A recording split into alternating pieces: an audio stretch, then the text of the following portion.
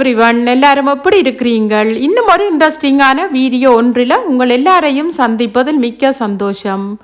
இன்றைக்கும் பார்த்தீங்களென்றால் evening time தான் நான் ப்ளாக் எடுக்கவே ஸ்டார்ட் பண்ணியிருக்கிறேன். இந்த அக்வாரியம் பார்த்தீங்கன்னா நான் வாங்கினதுல இருந்து இன்னும் ஒரு தடவை கூட நான் இது க்ளீன் பண்ணல.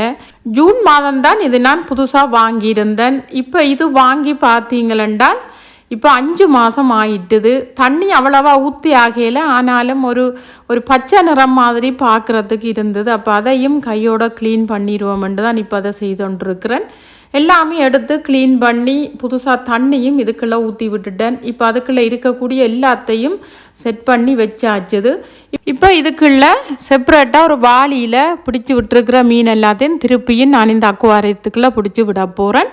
இப்போ பார்க்கும்போது பார்த்தீங்களென்றால் இந்த தண்ணி வந்து எங்களுக்கு என்னன்னு தெரியலை, ஒரு பால் கலந்த மாதிரி ஒரு கலரில் தான் இருக்குது. ஒரு கொஞ்ச நேரம் வெயிட் பண்ணி இந்த தண்ணி தெளிஞ்ச பிறகு நான் உங்களுக்கு அதை எடுத்து காட்டுறேன். இப்போ பாருங்க, இது நைட் தான். நான் ஒரு 3 மணி போல் தண்ணி மாற்றினான். இது நான் எடுக்கல ஒரு 7:30 8 மணி இருக்குமென்று நினைக்கிறேன். எவ்வளவுத்துக்கு இந்த தண்ணி வந்து நல்ல கிளியராக வந்திருக்குதுண்டு உங்களுக்கு பார்க்கவே தெரியுது. இங்கெல்லாம் பார்த்தீங்களென்றால் கொக்கோவை கொஞ்சம் திறந்து விட்டுருந்தேன். நாங்கள் எல்லா இடமும் திரிஞ்சு இந்த சோபா எல்லா இடமும் ஏறி திரிஞ்சு விளையாடிட்டுது. இப்போ இதில் பார்த்தீங்கன்னா கொஞ்சமாக சாப்பாடும் அதுக்கு தேவையான புல்லும் நான் நல்ல வடிவாக அதுக்கெல்லாம் போட்டு விட்டுட்டேன். இப்போ அங்கே புல் போட்டாலும் இங்கால நான் 2 வேலை சொன்னுண்டேன். நான் தன்னை திறந்து விட சொல்லி திருப்பியும் வந்து இங்கே பாருங்கோ கேட்டுக்கொண்டே நின்றால். ஆனால் எனக்கு வந்து வேறு வேலைகள் இருக்குது. அதாவது இன்றைக்கு குக்கி செய்கிறேன்ட்டு ஸ்டார்ட் பண்ணிட்டேன். அங்கே எல்லாமே எடுத்து வச்சிட்டேன். ஆனால் நான் அதை மறந்தே போனேன். இப்போ தான் எனக்கு ஞாபகம் வந்துட்டுது. இன்றைக்கு டாக்டர்கிட்ட முறுக்கா போனது. என்னென்னா சிரோனாவுக்கு கொஞ்சம் உடம்பு சரியில்லை. அப்போ அவன் கொண்டு டாக்டர்கிட்ட காட்டி அவளுக்கு தேவையான மருந்துகள் எல்லாம் வாங்கி வந்து கொடுத்துட்டு இப்போ சோஃபாவில் படுத்திருக்கிறான், நித்திரை ஆகிட்டா. இங்கால இப்போ நான் கிச்சனுக்குள்ளே வந்துட்டேன். லாச்சப்பல்ல என்னுடைய ஹஸ்பண்ட் வந்து 2 மண் சட்டி ஒரு மூடியும் ஒரு சட்டியும் வாங்கிட்டு வந்தவர். அதை வடிவாக கழுவி போட்டு இப்போ இதை தண்ணியில் ஊற விட போகிறேன். 5 நாளைக்கு தண்ணியில் இப்படியே நான் ஊற விட போகிறேன். இப்போ ஊற விடும்போது பார்த்தீங்கன்னா அந்த மண்ணின் மனம் எனக்கு அவ்வளவா மணத்து கொண்டு இருக்குது. ஆனால் கடையில் சொல்லிச்சுன்னு நீங்கள் சட்டி பழகுறண்டா இதே போல் வச்சுட்டிங்கண்டா உங்களுக்கு சட்டி கனகாலத்துக்கு பாவிக்குமெண்டு இப்போ அதைத்தான் செய்தோன்றிருக்கிறேன்.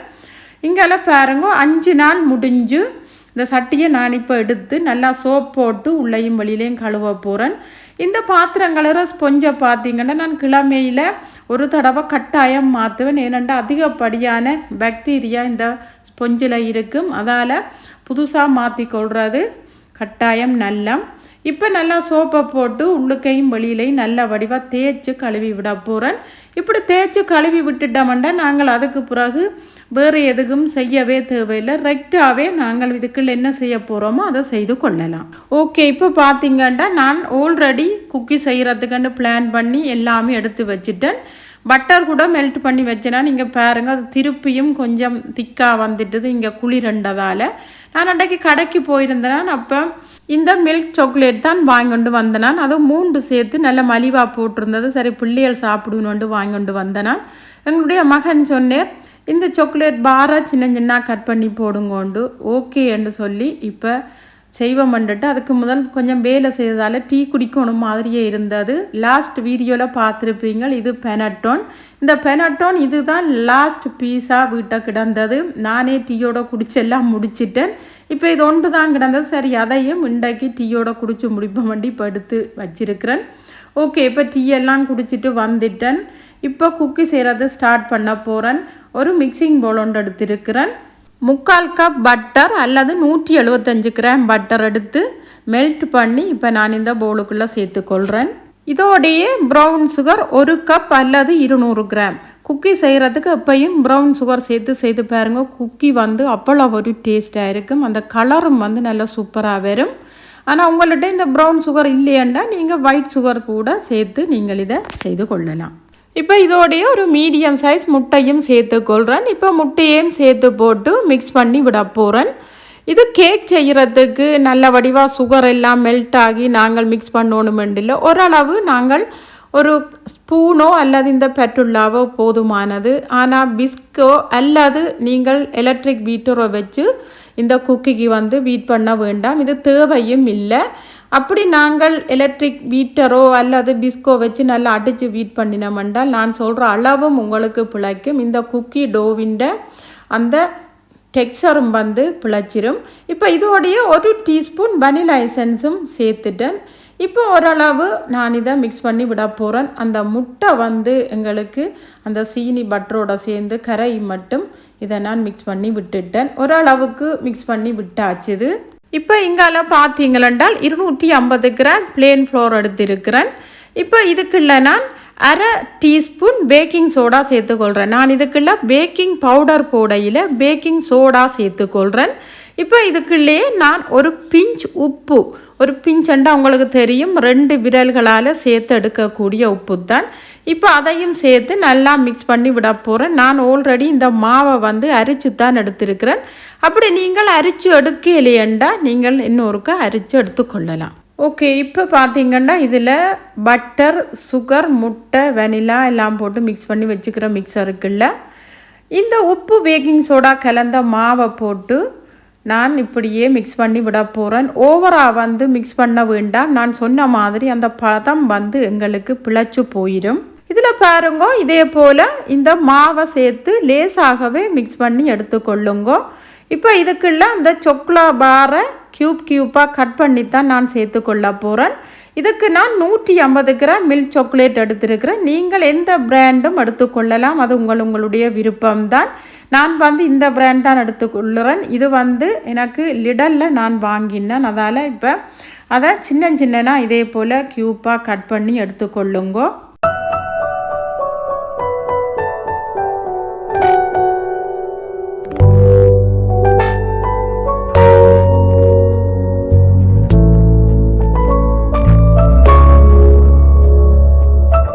ஓகே, இங்கே பாருங்க, இந்த சாக்லேட் பாரை இதே போல் க்யூப்பாக கட் பண்ணி எடுத்துக்கொள்ளுங்க.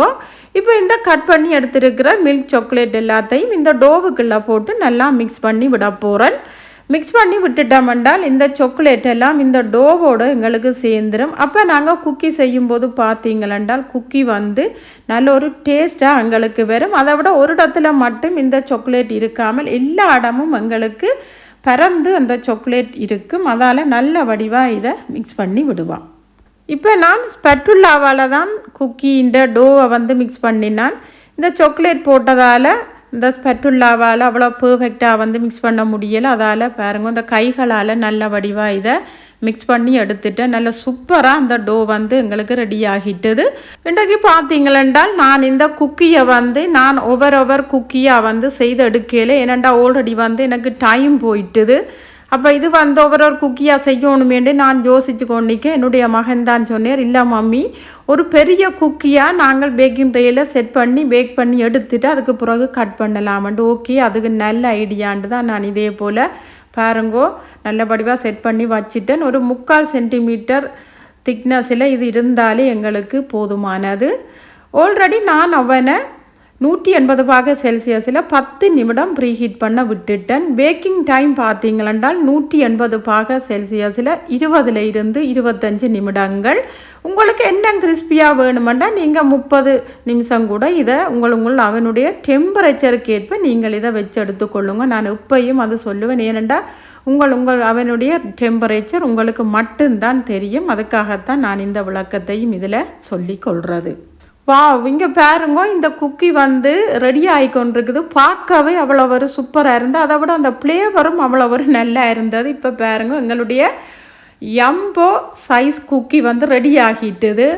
இப்போ நான் இதை கட் பண்ண போகிறேன். ஏனெண்டா நல்லா ஆறிட்டுதுண்டால் எங்களுக்கு கட் பண்ணி எடுக்க முடியாது. அப்போ அதால் உங்கள் சைஸுக்கு ஏற்ற மாதிரி நீங்கள் கட் பண்ணி எடுத்துக்கொள்ளலாம். நான் க்யூப் மாதிரியே இதை கட் பண்ணி எடுக்க போகிறேன். கொஞ்சம் பெரிய சைஸ், அப்போ தான் பிள்ளைகளுக்கு எடுத்து சாப்பிட்றதுக்கு நல்லா இருக்கும்.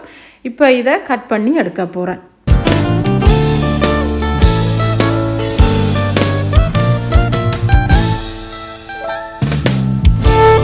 ஓகே, இங்கே பாருங்க, நான் குக்கியெல்லாம் கட் பண்ணி எடுத்துட்டேன். ஆனால் கட் பண்ணும்போது உங்களுக்கு நல்லா சாஃப்டாக இருக்கிற மாதிரியே தெரியும். ஆனால் கட் பண்ணி வச்ச பிறகு ஒரு கொஞ்சம் நேரம் கழித்து பார்த்தீங்கன்னா அது நல்லா கிறிஸ்பி ஆயிரும்.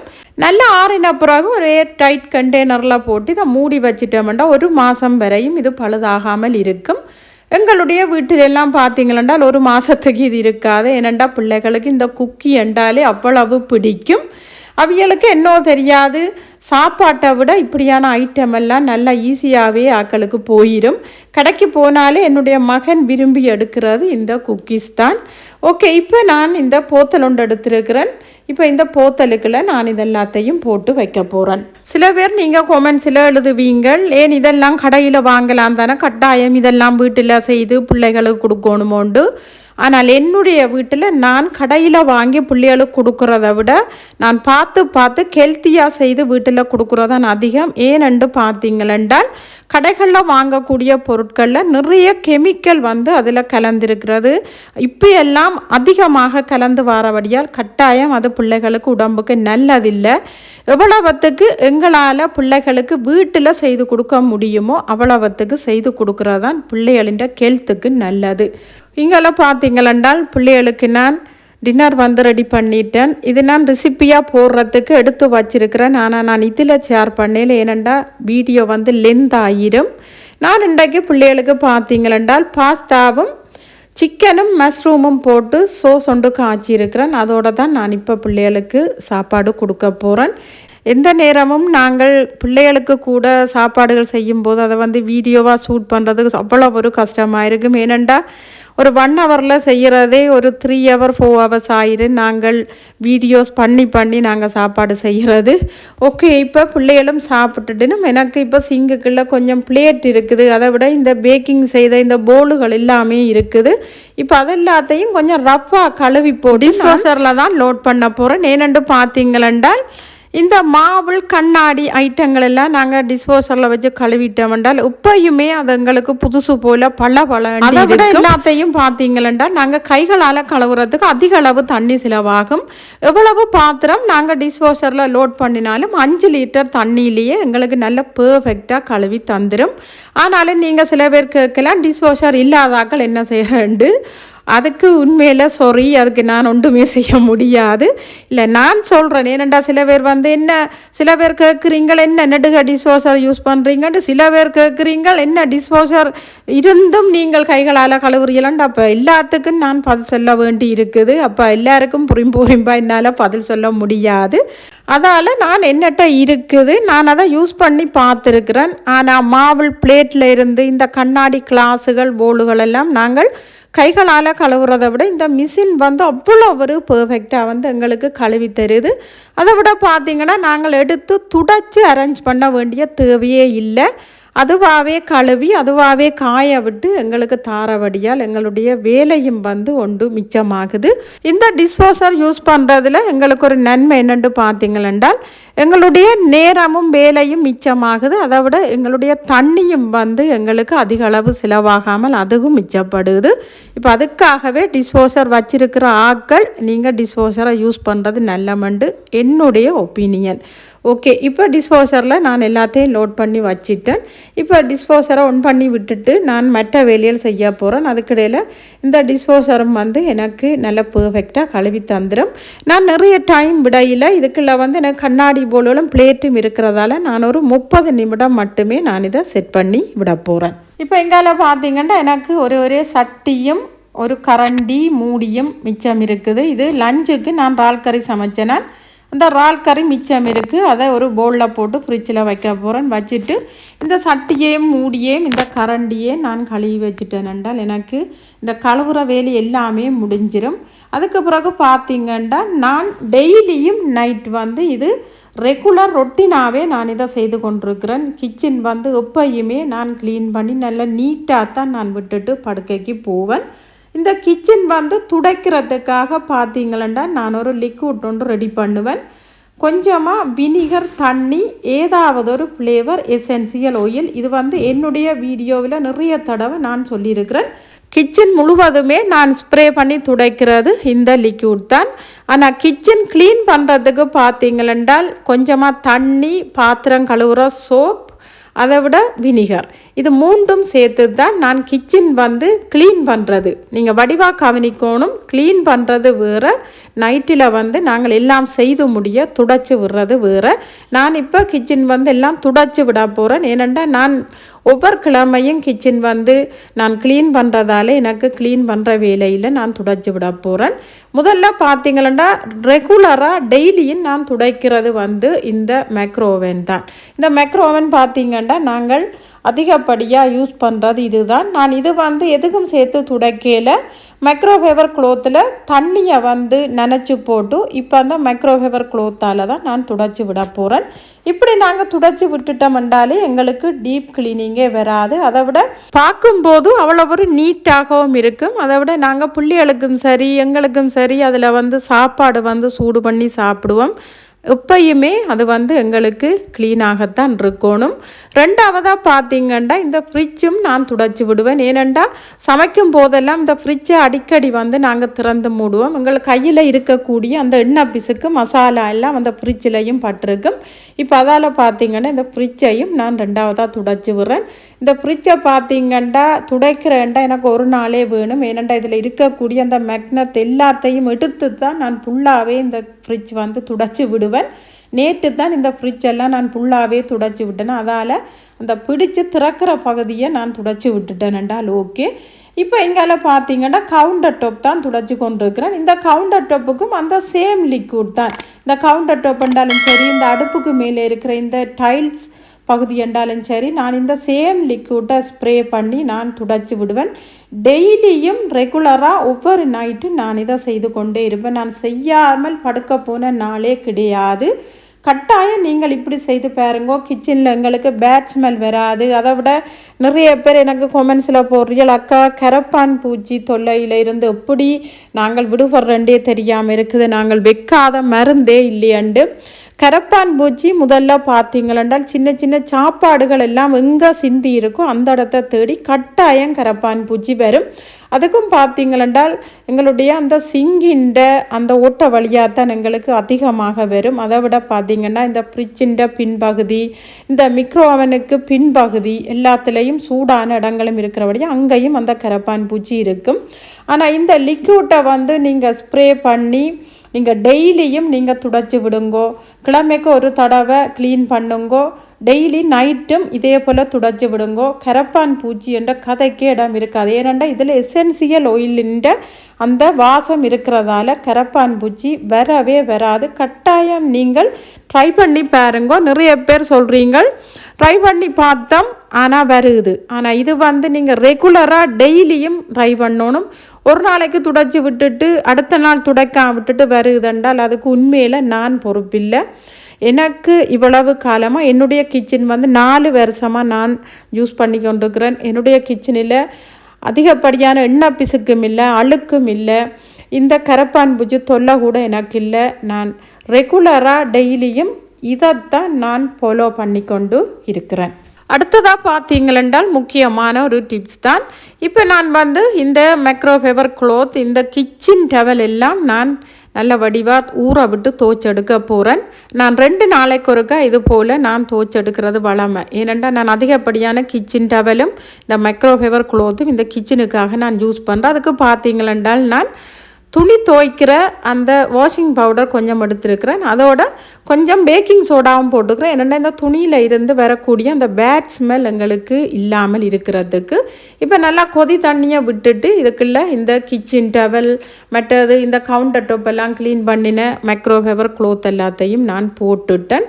இப்போ போட்டுட்டு பார்த்தீங்கன்னா இந்த க்ளோத்துக்கு மேலால் மூடி எங்களுக்கு தண்ணி நிற்கணும். அப்போ தான் எங்களுக்கு இதில் இருந்து அந்த அழுக்கெல்லாம் நல்ல வடிவாக கலண்டு வந்திருக்கும். இப்போ இதுக்குள்ளே தண்ணி காணாது. நான் திருப்பியும் தண்ணி கொதிக்க வச்சிருக்கிறேன். இப்போ அந்த தண்ணியையும் நான் இதுக்குள்ளே எடுத்து விட்டுக்கொள்ள போகிறேன். இதை இப்படியே ஊற வைக்க போகிறேன். இன்றைக்கு நைட் ஃபுல்லாக இப்படியே நான் வச்சுட்டு காலையில் நான் நல்ல வடிவாக இதை அலசி காய விட்டு எடுத்து வச்சிருவேன். இப்படி கண்டிப்பாக நீங்களும் செய்து பாருங்கோ. கிச்சனில் இருக்கக்கூடிய இந்த கிச்சன் டவலும் இந்த மைக்ரோஃபைபர் க்ளோத்தும் எங்களுக்கு புதுசாக வாங்க வேண்டிய தேவையே இருக்காது. அதில் இருக்கக்கூடிய அந்த மசாலாக்களின் கலர் எல்லாம் போய் பார்க்கும்போது எங்களுக்கு புதுசு போலவே இருக்கும். கட்டாயம் நீங்களும் ட்ரை பண்ணி பாருங்கோ. இப்போ கிச்சனுக்குள்ளே எல்லா க்ளீனிங் வேலையுமே முடிச்சிட்டேன். என்னுடைய வீடியோவை ரெகுலராக பார்க்குற ஆக்களுக்கு தெரியும். எனக்கு இந்த கேண்டில் கொளுத்தி வைக்கிறேன்டாலே அவ்வளோ ஒரு விருப்பம். நிறைய கேண்டில் ஹோல்டர் எல்லாம் வேண்டி வச்சிருக்கிறேன். எங்கெல்லாம் வித்தியாசமாக இருக்கோ அதெல்லாம் நான் வாங்கிடுவேன். இதுவும் பார்த்தீங்களென்றால் ஒரு கோழியோட சேர்ந்த ஒன்று தான், பார்க்க அவ்வளவு க்யூட்டாக இருக்குது. இங்கே பாருங்க, இதுதான் என்னுடைய கிச்சனுடைய ஃபைனல் லுக். எப்பயுமே நைட்டில் நான் படுக்க போகும்போது என்னுடைய கிச்சனை வந்து நான் இதே போல தான் நான் வச்சுட்டு போவேன். நான் எவ்வளவு வேலை தான் இருந்தாலும் என்ன தான் செய்தாலும் நான் கிச்சனை வந்து இப்படித்தான் நான் வைப்பேன். அது எத்தனை மணி ஆகினாலும் நான் பிள்ளைகள் படுக்க போனாலும் கிச்சன் கதவை வந்து நான் மூடி போட்டு கிச்சனெல்லாம் க்ளீன் பண்ணித்தான் நானே படுக்க போவேன். இங்கே பார்த்தீங்கன்னா நான் இதே போல் ஒரு ஓப்பன் க்ளோஸ் அண்ட் ஒரு போட்டும் வந்து இந்த கிச்சன் டோரில் வந்து கொழி வச்சிருக்கிறேன். எப்பயுமே வந்து கிச்சனை வந்து க்ளீன் பண்ணி போட்டு திருப்பி அந்த க்ளோஸ் அண்ட பக்கத்தை மாற்றி விட்டுட்டு போகிறதே அது எனக்கு ஒரு பிடிச்சமான ஒரு விஷயம். ரீசெண்டாக தான் நானும் இது அந்த இன்டர்நெட்டில் தான் இதை கமாண்ட் பண்ணி எடுத்திருந்தேன். அதையும் இப்போ உங்களோட ஷேர் பண்ணி இருக்கிறேன். இங்கால இப்போ எல்லா வேலையும் முடிச்சுட்டு கோலுக்கு போயாச்சு. கோலுக்கு இந்த பக்கத்தில் என்னுடைய இன்டோர் பிளான்ட் எல்லாம் இருந்தேன்ட்டு என்னுடைய வீடியோ வந்து ரெகுலராக பார்க்குறாங்களுக்கு தெரியும். ஏனெண்டா இப்போ இங்கே குளிர் தொடங்கிட்டுது. அதால் கொக்கோவும் இங்கே ஹோலுக்குள்ளேயே இருக்கிறாள். அப்போ அவளுக்கும் குளிர் மண்டதால் அந்த ஹீட்டரை போடணுமெண்டுட்டு நான் இப்போ அந்த ஹீட்டர் போடுறதுக்காக அப்படியே என்னுடைய சோஃபாவுக்கு பின்னாலேயே இது போல் ஒரு இடம் ஒன்று இருந்தது. இப்போ அழகாக எல்லாத்தையும் மாற்றி எல்லாம் வச்சுட்டு நீங்கள் பாருங்கோ, என்னுடைய இன்டோர் பிளான்ட் எல்லாம் நல்லா அழகாக வந்திருக்குது. ஏனெண்டா அதுக்கேற்ற மாதிரி தான் நான் இதை மெயின்டைன் பண்ணி கொண்டிருக்கிறேன். ஆனால் இது வந்து குளிர்காலத்தில் எப்படி மெயின்டைன் பண்ணுறதுன்ற டிப்ஸ் நான் நெக்ஸ்ட் வீடியோவில் கட்டாயம் நான் உங்களுக்காக ஷேர் பண்ணுவேன். ஏனெண்டா கொமெண்ட்ஸ்லையும் எனக்கு சில பேர் கேட்குறீங்க, இன்ஸ்டாகிராம்லையும் பர்சனலாக கொமெண்ட்ஸ் பண்ணியும் நீங்கள் கேட்குறீங்க. அதால் கட்டாயம் நான் ஷேர் பண்ணுவேன். ஓகே ஃப்ரெண்ட்ஸ், இதோட இந்த வீடியோவை முடிச்சுக்கொள்கிறேன். இந்த வீடியோவில் நான் உங்களுக்காக ஷேர் பண்ணினேன் இந்த குக்கியும் நீங்கள் ட்ரை பண்ணி பார்த்து எப்படி வந்தேன்னு கொமெண்ட்ஸில் சொல்லுங்க. இந்த வீடியோ உங்களுக்கு பிடிச்சிருந்தா உங்கள் ஃப்ரெண்ட்ஸ் அண்ட் ஃபேமிலி கூட ஷேர் பண்ணுங்க. சேனலுக்கு இதுவரையும் சப்ஸ்கிரைப் பண்ணலையேண்டா சப்ஸ்கிரைப் பண்ணி சப்போர்ட் பண்ணுங்கள் ஃப்ரெண்ட்ஸ். இது போல் என்ன ஒரு இன்ட்ரெஸ்டிங்கான வீடியோ ஒன்றில் உங்கள் எல்லாரையும் சந்திக்கும் வரை டேக் கேர், பபாய்.